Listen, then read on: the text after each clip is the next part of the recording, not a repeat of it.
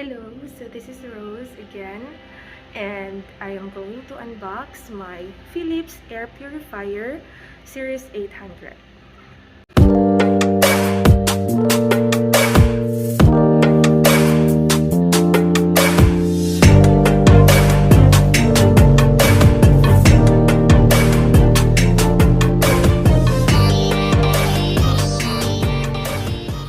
By the way, I would like to apologize in advance kasi for sure hindi magandang pagkuha nito dahil wala po akong tripod.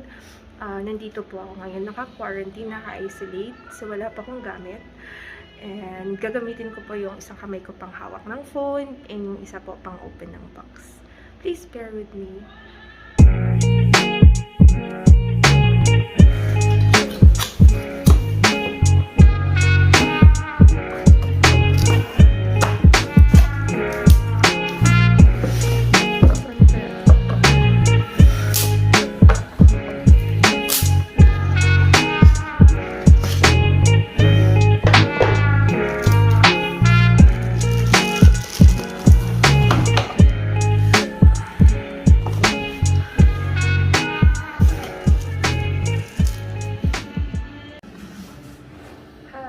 So,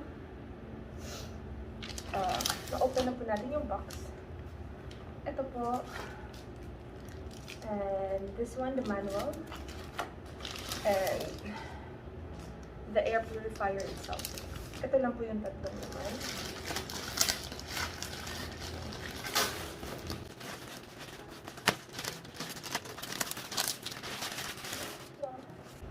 Pretty.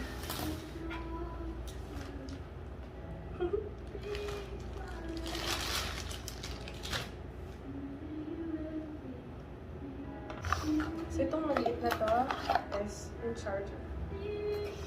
Ang ganda niya, tingnan niyo.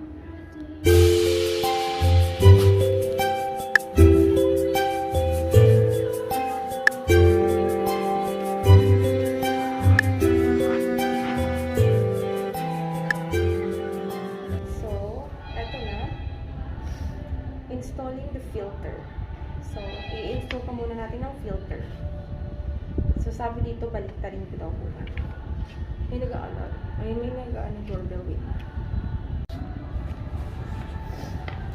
So, una, i-install daw muna natin ang filter.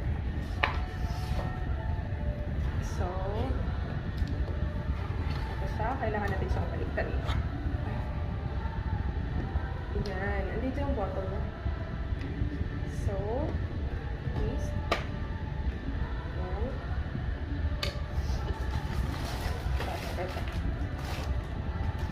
Ito yung filter. Pakita ko sa inyo. Hipas niya. Ganun lang. So, ito siya. Kunin mo lang ito.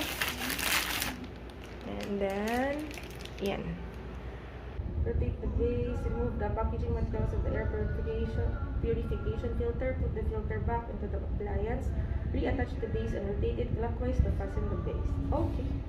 So, yun lang. Tanggalin mo lang daw to.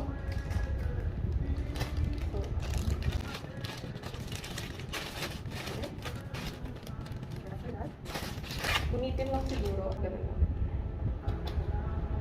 Put it back.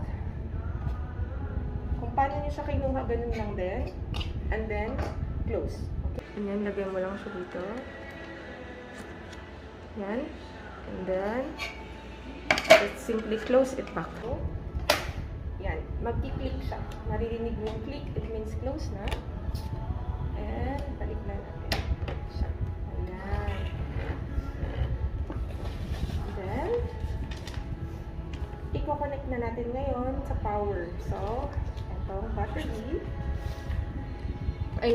Itong charger. Saksakan. Tapos, ito yung on. Switch on and off. So, first, saksak muna natin siya. Then, saksak na natin. And this one, switch on. And then, the moment, yan, nag-change siya ng color. And then, blue na siya ngayon.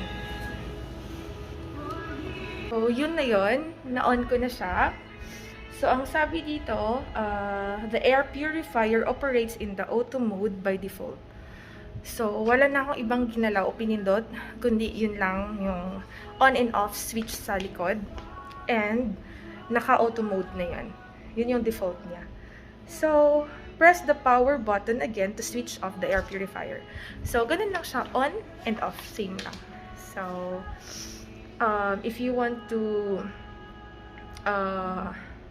adjust, so meron naman siya dito sa manual, changing the mode settings. So, for me, I think default it's okay for me. Dahil next time ko na ito pag-aralan, medyo madami ko nang ginagawa today. So, for now, that's it. Pag-aralan ko na lang yung manual the next day. I need to rest too. So, magsha-shower ako and magpapahinga. So, that's it. Thank you for watching this video. Bye-bye!